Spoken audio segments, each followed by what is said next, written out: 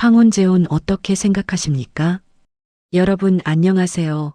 오늘 들려드릴 이야기는 정말 많은 분들께서 공감하실 수 있는 황혼재혼에 관한 이야기입니다. 59세의 한 남성분께서 보내주신 사연인데요. 아내와 사별하시고 홀로 지내시다가 우연한 인연으로 만난 여성과 재혼을 하셨습니다. 처음에는 정말 행복했다고 합니다. 서로를 아끼고 의지하며 따뜻한 황혼을 함께 보낼 수 있을 거라 믿으셨죠. 하지만 재혼 후 단 6개월 만에 그분의 삶은 완전히 뒤집어졌습니다. 도대체 무슨 일이 있었던 걸까요?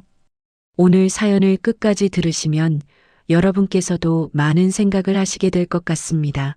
구독과 좋아요는 저희에게 정말 큰 힘이 됩니다. 알림 설정도 눌러주시면 감사하겠습니다. 자, 그럼 사연 시작하겠습니다. 저는 올해 59세 남성입니다. 아들이 둘 있고요. 둘 다 결혼해서 각자 가정을 꾸리고 잘 살고 있습니다. 저는 5년 전에 아내를 병으로 먼저 보냈습니다. 30년을 함께 산 아내였는데 암 진단을 받고 2년을 투병하다가 결국 세상을 떠났습니다. 처음 1년은 정말 힘들었습니다. 집에 혼자 있으면 텅 빈 것 같고 무엇을 해도 의욕이 안 났습니다. 아들들이 자주 찾아와서 위로해주고 같이 밥도 먹고 했지만 그래도 밤이 되면 혼자라는 사실이 너무 외로웠습니다. 그렇게 몇 년을 보내다 보니 이제는 어느 정도 익숙해지더라고요. 혼자 밥 먹고 혼자 청소하고 혼자 TV 보는 게 일상이 되었습니다. 그러던 어느 날 제가 강원도 속초로 혼자 여행을 갔습니다. 아내가 살아있을 때 자주 가던 곳이었는데 한 번쯤은 다시 가보고 싶었습니다. 추억을 되새기고 싶기도 했고 마음을 정리하고 싶기도 했습니다. 속초에 도착해서 숙소에 짐을 풀고 방파제를 따라 걷고 있었습니다. 바다를 보니 마음이 조금 편안해지는 것 같았습니다. 그때 방파제 끝에 한 여성분이 혼자 앉아 계시는 게 보였습니다. 나이는 저와 비슷해 보였고 뭔가 쓸쓸한 뒷모습이었습니다. 저도 모르게 그분 옆에 가서 인사를 건넸습니다. 안녕하세요. 날씨 참 좋죠. 하고요. 그분도 웃으시면서 네, 정말 좋네요 하고 대답하셨습니다. 그렇게 자연스럽게 이야기를 나누게 되었습니다. 그분도 혼자 여행 오셨다고 하더라고요. 이름은 정미숙이라고 하셨고 나이는 62세라고 하셨습니다. 남편과 이혼하시고 10년을 혼자 사셨다고 했습니다. 저도 제 이야기를 했습니다. 아내를 먼저 보내고 혼자 지내고 있다고요. 서로의 처지가 비슷해서인지 금방 마음이 통하는 것 같았습니다. 그렇게 한참을 이야기하다가 근처 횟집에 가서 소주를 한잔하게 되었습니다. 회도 먹고 소주도 마시면서 이런저런 이야기를 나눴습니다. 그분은 참 밝은 분이셨습니다. 힘든 일도 많으셨을 텐데 웃음을 잃지 않으시더라고요. 저도 오랜만에 편하게 웃으면서 이야기를 나눴습니다. 그날 저녁 우리는 연락처를 교환하고 헤어졌습니다. 각자의 일상으로 돌아간다는 약속을 하면서요. 저는 서울로 돌아왔고 그분은 부산으로 돌아가셨습니다. 처음에는 그냥 여행에서 만난 인연이라고 생각했습니다. 다시 볼 일은 없을 거라고 생각했죠.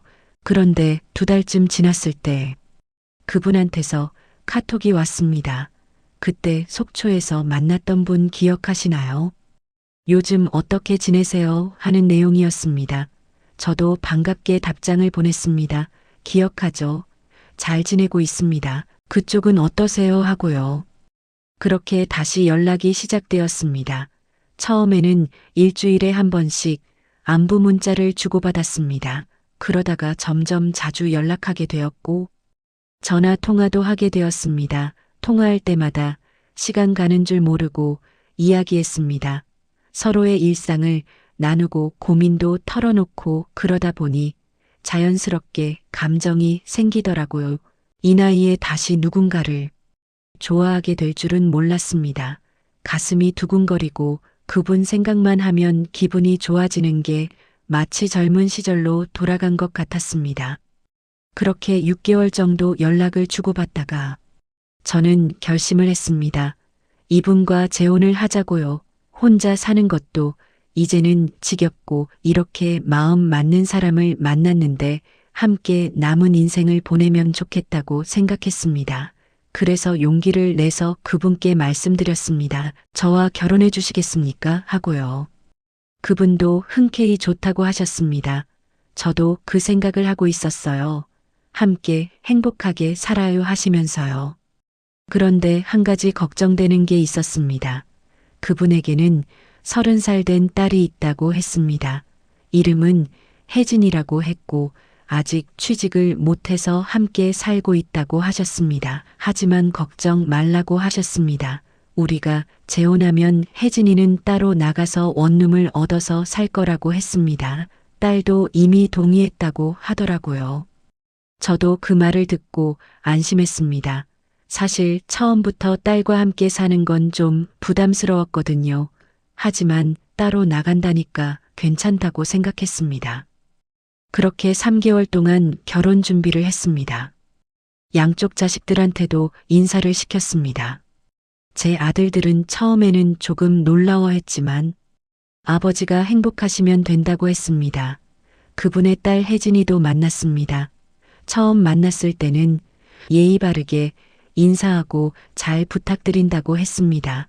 저도 혜진이를 보니 마음이 편했습니다. 착해 보이는 아이였거든요. 그렇게 모든 준비를 마치고 우리는 재혼식을 올렸습니다. 크게 하지는 않았고 가족들만 모여서 조촐하게 했습니다. 재혼식을 올린 다음 날 혼인신고를 했습니다. 주민센터에 가서 서류를 제출하고 정식으로 부부가 되었습니다. 그날 밤 집으로 돌아와서 처음으로 함께 잤습니다. 정말 행복했습니다. 이제 다시는 혼자가 아니구나. 누군가와 함께 잠들고 함께 일어날 수 있구나 하는 생각에 가슴이 벅찼습니다.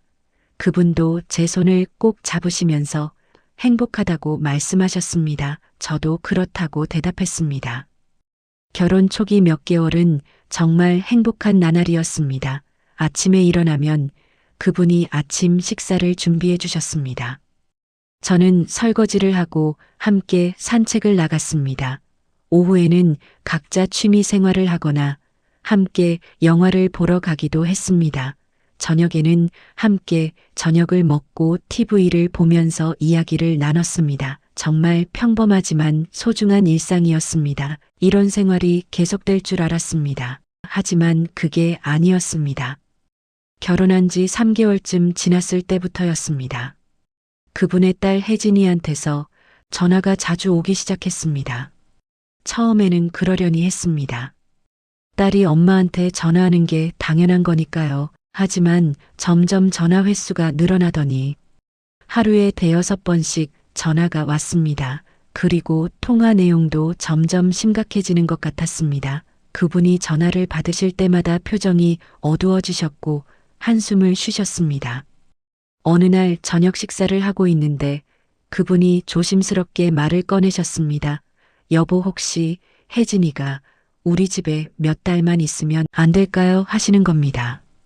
저는 깜짝 놀랐습니다. 결혼하기 전에 분명히 따로 나가서 산다고 했잖아요. 왜 갑자기 이러시는 거냐고 물었습니다. 그랬더니 그분이 난처한 표정으로 말씀하셨습니다. 혜진이가 원룸 월세를 못 내서 방을 비워줘야 한대요. 그래서 몇 달만 우리 집에 있으면서 돈을 모아서 다시 나간다고 하는데 도와주면 안 될까요? 하시더라고요. 저는 솔직히 내키지 않았습니다. 얼굴빛도 반갑지 않았던 게 사실입니다. 왜냐하면 이제 겨우 둘만의 생활에 익숙해졌는데 갑자기 딸이 들어오면 모든 게 달라질 게 뻔했거든요. 하지만 그분이 그렇게 간절하게 부탁하시는데 차마 거절할 수가 없었습니다. 그래서 한 달만이라는 조건으로 허락했습니다. 딱 한 달만 있다가 나가야 한다고 못을 박았습니다. 그분도 고맙다고 하시면서 꼭 한 달만 있다가 나가게 하겠다고 약속하셨습니다. 며칠 뒤 친구들과 오랜만에 만나서 점심을 먹었습니다. 요즘 재혼해서 잘 지내냐고 물어보길래 그냥 그렇다고 대답했습니다. 친구들이 부러워하더라고요. 혼자 사는 것보다 훨씬 좋겠다고 했습니다. 점심 먹고 소주도 한잔 했습니다. 오랜만에 친구들과 이야기하니까 기분이 좋았습니다. 그렇게 오후 3시쯤 집에 돌아왔습니다. 그런데 집 앞에 도착했을 때 정말 놀라운 광경을 목격했습니다. 혜진이가 큰 캐리어와 이삿짐 박스들을 우리 집으로 나르고 있는 겁니다. 콜밴 택시에서 짐을 내리고 있더라고요. 저는 황급히 달려가서 물었습니다. 이게 무슨 일이냐고요? 아직 들어오기로 한 날짜가 아니지 않냐고요. 혜진이는 제 얼굴도 제대로 안 보고 그냥 엄마가 오늘 들어오라고 했다고 했습니다. 저는 화가 났습니다. 집 안으로 들어가서 그분에게 따졌습니다. 이게 무슨 일이냐고, 왜 제 동의도 없이 딸을 들어오게 했냐고요. 그랬더니 그분이 미안하다면서 여보 그냥 한 달만 있게 해줘요. 제발 부탁이에요 하시는 겁니다. 목소리에 애원하는 느낌이 있었습니다. 저도 너무 화가 나서 더 이상 말을 안 했습니다. 그냥 방으로 들어가 버렸습니다. 그날 저녁은 정말 불편했습니다. 저녁 식사도 제대로 못했고 그냥 방에서 혼자 있었습니다. 그렇게 혜진이가 우리 집에 들어왔습니다. 처음에는 조용히 지내더니 점점 본색을 드러내기 시작했습니다. 밤 11시가 넘어도 거실에서 큰 소리로 영상 통화를 했습니다. 친구들과 통화하면서 웃고 떠들고 했습니다. 저는 잠을 자려고 해도 시끄러워서 잠을 잘 수가 없었습니다. 그분에게 말씀드렸지만 그분은 혜진이한테 제대로 말을 못 하시더라고요. 그냥 조금만 참아달라고 저한테만 말씀하셨습니다. 그리고 혜진이는 집안일을 전혀 안 했습니다. 설거지도 안 하고 청소도 안 하고 자기 방도 정리 안 했습니다. 제가 청소기를 돌리려고 하면 지금 자고 있다면서 나중에 하라고 했습니다. 낮에는 늦잠 자고 밤에는 깨어 있고 완전히 생활 패턴이 반대였습니다. 저는 점점 스트레스를 받기 시작했습니다. 이런 생활이 한 달이나 계속되어야 한다는 게 정말 힘들었습니다. 한 달이 지났습니다. 저는 혜진이한테 말했습니다. 이제 약속한 한 달이 지났으니까 나가야 하지 않겠냐고요. 그런데 혜진이가 뭐라고 했는지 아십니까? 여기는 엄마 집인데 왜 제가 나가야 하나요? 저도 엄마 딸인데 여기서 살 권리가 있죠 하는 겁니다. 저는 어이가 없었습니다. 분명히 한 달만 있기로 했잖아 하고 말했지만 혜진이는 그런 약속 한 적 없다고 잡아떼더라고요. 저는 그분에게 말했습니다. 이게 무슨 일이냐고 당신 딸 좀 말려달라고요. 하지만 그분도 어쩔 수 없다는 표정이었습니다. 혜진이가 지금 갈 데가 없다고 조금만 더 있게 해달라고 하시더라고요. 저는 정말 화가 났습니다. 이건 사기 아니냐고 처음부터 딸을 들어오게 하려고 계획한 거 아니냐고 따졌습니다. 그분은 울면서 그게 아니라고 정말 미안하다고 했습니다. 하지만 저는 더 이상 믿을 수가 없었습니다. 그리고 더 큰 문제가 생기기 시작했습니다. 그분과 혜진이가 둘이서 자꾸 외출을 하는 겁니다. 처음에는 그냥 산책이나 쇼핑 정도인 줄 알았습니다. 그런데 알고 보니 백화점에 가서 쇼핑을 하고 계셨더라고요. 명품 구두도 사고 핸드백도 사고 옷도 사고 그러시는 겁니다. 저는 깜짝 놀랐습니다. 그렇게 비싼 걸 왜 사냐고 물었더니 그분이 품위 유지비라고 하시더라고요. 우리도 좀 멋있게 살아야 하지 않겠냐고 했습니다. 품위 유지비라는 말에 저는 어이가 없었습니다. 우리가 무슨 재벌도 아니고 품위 유지비가 무슨 말입니까? 하고 따졌지만 그분은 여자들은 원래 이렇게 산다고 하시더라고요. 그리고 혜진이도 거들면서 맞아요. 엄마랑 저는 원래 이렇게 살았어요. 하는 겁니다. 저는 머리가 지끈거렸습니다. 그뿐만이 아니었습니다. 밤늦게까지 배달 음식을 시켜 먹더라고요. 치킨에 피자에 족발에 온갖 음식을 다 시켜 먹었습니다. 야식이라면서요. 저는 그런 거 먹으면 건강에 안 좋다고 말렸지만 소용없었습니다. 둘이서 거실에서 배달 음식 먹으면서 TV 보고 웃고 떠들고 했습니다. 저는 그냥 방에 들어가서 문을 닫았습니다. 그렇게 한 달이 지나니까 생활비가 엄청나게 나가기 시작했습니다. 저는 매달 일용직으로 일하며 저축해 놓은 돈으로 생활하고 있었습니다. 한 달에 150만 원 정도면 충분했습니다. 그런데 그분과 혜진이가 들어오고 나서는 일주일 만에 300만 원이 바닥났습니다. 백화점 쇼핑에 배달 음식에 카페에 온갖 쓸데없는데 돈을 쓰시더라고요. 한 달에 500만 원도 모자랐습니다. 저는 그분에게 말했습니다. 이러다가는 우리가 파산한다고 돈 좀 아껴 쓰자고 했습니다. 그런데 그분이 뭐라고 하셨는지 아십니까? 여보, 돈은 쓰라고 있는 거예요. 우리 인생 얼마 안 남았는데 좀 즐기면서 살아요 하시는 겁니다. 저는 기가 막혔습니다. 즐기면서 사는 것과 낭비하는 것은 다른 겁니다. 저는 평생 검소하게 살아왔습니다. 아내와 함께 살 때도 알뜰하게 살았습니다. 그래서 지금 이렇게 여유 있게 노후를 보낼 수 있는 겁니다. 그런데 이분들은 제가 평생 모은 돈을 물 쓰듯이 쓰고 계셨습니다. 저는 밤마다 잠을 이룰 수가 없었습니다. 이게 정상적인 생활인가 하는 생각이 들었습니다. 저는 미친 사람들과 함께 사는 건가? 아니면 제가 비정상적인 건가 하는 생각까지 들었습니다. 그분에게는 이게 당연한 일상인 것 같았습니다. 돈 쓰고 쇼핑하고 배달 음식 먹고 그게 행복인 것 같았습니다. 하지만 저는 그게 고통이었습니다. 매일매일이 스트레스였습니다. 어느 날은 제가 그분에게 진지하게 말했습니다. 우리 이렇게 살 수 없다고 뭔가 바뀌어야 한다고 했습니다. 그랬더니 그분이 화를 내셨습니다. 그럼 어떻게 살라는 거냐고, 당신은 돈만 아는 사람이냐고 하시더라고요. 저는 할 말을 잃었습니다. 저는 돈만 아는 사람이 아니었습니다. 그냥 정상적으로 살고 싶었을 뿐입니다. 하지만 그분한테는 제가 인색한 사람으로 보였나 봅니다. 그날 밤 저는 결심했습니다. 이혼해야겠다고요. 이 생활을 더 이상 계속할 수 없다고 생각했습니다. 재혼한 지 겨우 6개월밖에 안 됐지만 더 이상은 버틸 수가 없었습니다. 건강도 나빠지는 것 같았습니다. 스트레스 때문에 혈압도 오르고 잠도 제대로 못 자고 그러다 보니 몸도 안 좋아졌습니다. 이러다가는 제가 먼저 쓰러질 것 같았습니다. 다음 날 아침 저는 이혼 전문 변호사를 찾아갔습니다. 상담을 받았습니다.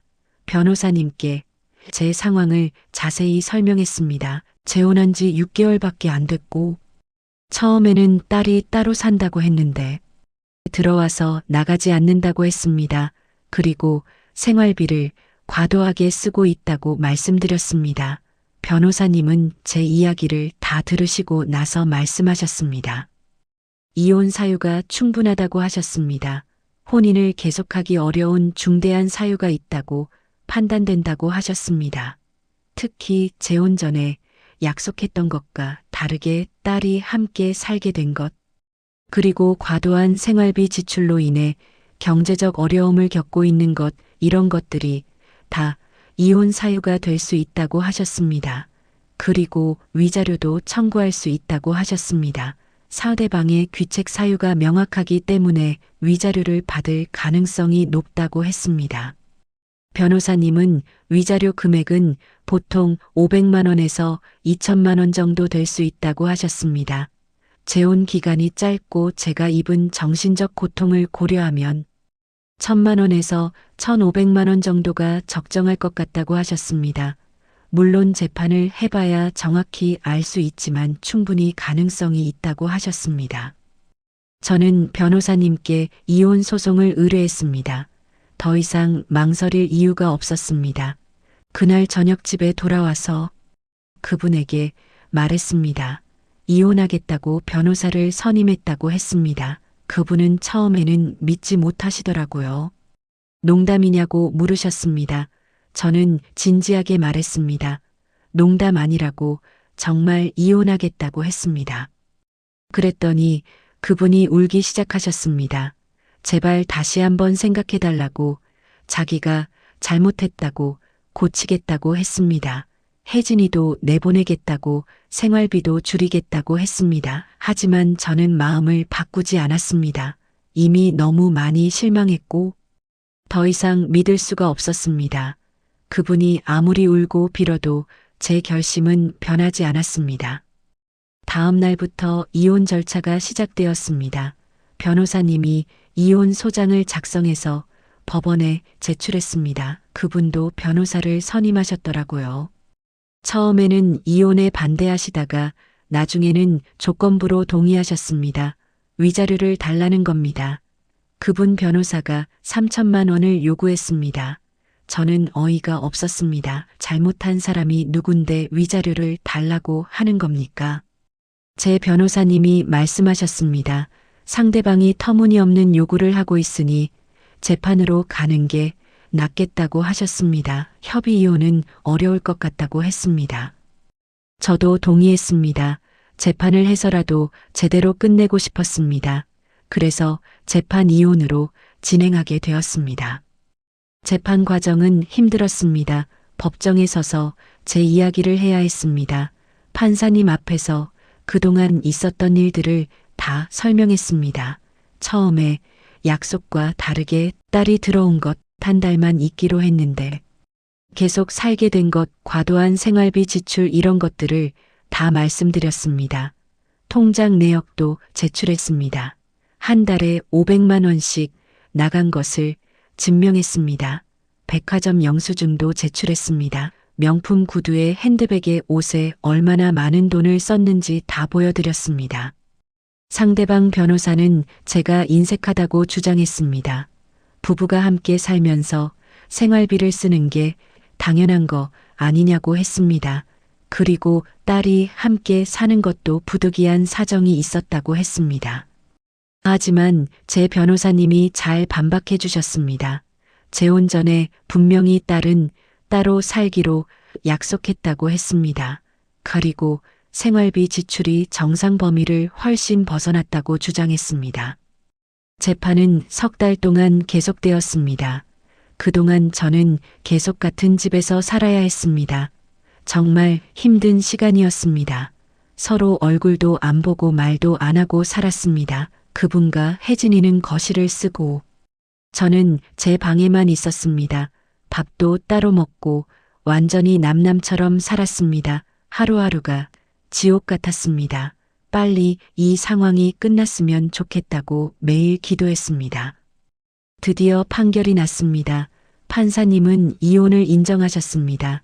그리고 위자료는 제가 받는 것으로 결정되었습니다. 금액은 1,200만 원이었습니다.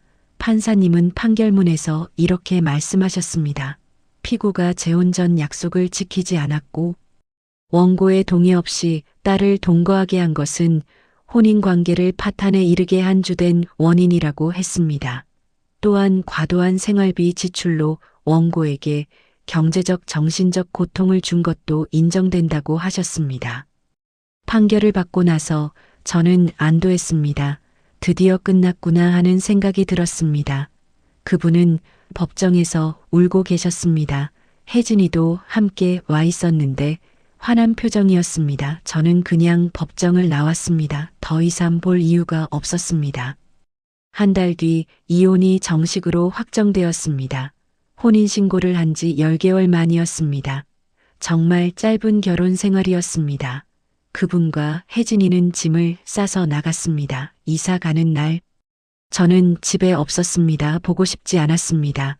친구 집에 가 있다가 저녁에 돌아왔습니다. 집에 도착했을 때 정말 조용했습니다. 아무 소리도 안 났습니다. 거실에 불을 켰습니다. 텅 비어 있었습니다. 그분들이 쓰던 물건들이 다 사라졌습니다. 저는 소파에 앉았습니다. 그리고 주위를 둘러봤습니다. 조용했습니다. 정말 조용했습니다. 그날 밤 저는 혼자 저녁을 먹었습니다. 간단하게 라면을 끓여 먹었습니다. TV를 켰습니다. 뉴스가 나오고 있었습니다. 저는 그냥 멍하니 TV를 봤습니다. 아무 생각도 안 났습니다. 그냥 조용한 게 좋았습니다. 다음 날 아침 저는 일찍 일어났습니다. 오랜만에 잘 잔 것 같았습니다. 아무도 시끄럽게 하는 사람이 없었습니다. 밤늦게 전화하는 사람도 없었습니다. 저는 커피를 끓여서 마셨습니다. 창문을 열었습니다. 아침 공기가 상쾌했습니다. 햇살이 들어왔습니다. 저는 집안을 청소했습니다. 구석구석 다 청소했습니다. 그분들이 쓰던 방도 청소했습니다. 먼지를 털고 바닥을 닦고 창문을 닦았습니다. 깨끗해지니까 마음도 개운해지는 것 같았습니다. 오후에는 집 근처 공원을 산책했습니다. 혼자 걸으면서 생각했습니다. 앞으로 어떻게 살아야 할까? 저는 이제 다시 혼자입니다. 재혼 전처럼 혼자 밥 먹고 혼자 청소하고 혼자 TV 보는 일상으로 돌아왔습니다. 하지만 예전과는 다릅니다. 마음이 편합니다. 스트레스가 없습니다. 아침에 일어날 때 두근거리지 않습니다. 누가 뭐라고 할까 걱정하지 않아도 됩니다. 제가 원하는 대로 살 수 있습니다. 물론 외롭기는 합니다. 저녁에 집에 돌아왔을 때 아무도 없으면 쓸쓸합니다. 밥을 먹을 때도 혼자 먹으니까 허전합니다. 하지만 그래도 괜찮습니다. 외로움보다는 평화가 더 좋습니다. 스트레스 받으면서 사는 것보다는 혼자 사는 게 훨씬 낫습니다. 위자료 1,200만 원은 받았습니다. 그 돈으로 뭘 할까 생각했습니다. 여행을 갈까 생각도 했습니다. 하지만 그냥 저축하기로 했습니다. 나중에 필요할 때 쓰면 됩니다. 급하게 쓸 필요는 없습니다. 아들들이 가끔 찾아옵니다. 아버지 괜찮으시냐고 물어봅니다. 저는 괜찮다고 대답합니다. 정말 괜찮습니다. 아들들도 안심하는 것 같습니다. 처음에는 걱정 많이 했는데 이제는 아버지가 잘 지내고 계신다는 걸 알아서 다행이라고 합니다. 가끔 그분 생각이 납니다. 처음 속초에서 만났을 때가 생각납니다. 그때는 정말 좋았습니다. 서로 마음이 통하는 것 같았고 함께 행복할 수 있을 것 같았습니다. 하지만 그건 제 착각이었습니다. 사람을 제대로 알려면 함께 살아봐야 한다는 말이 맞는 것 같습니다.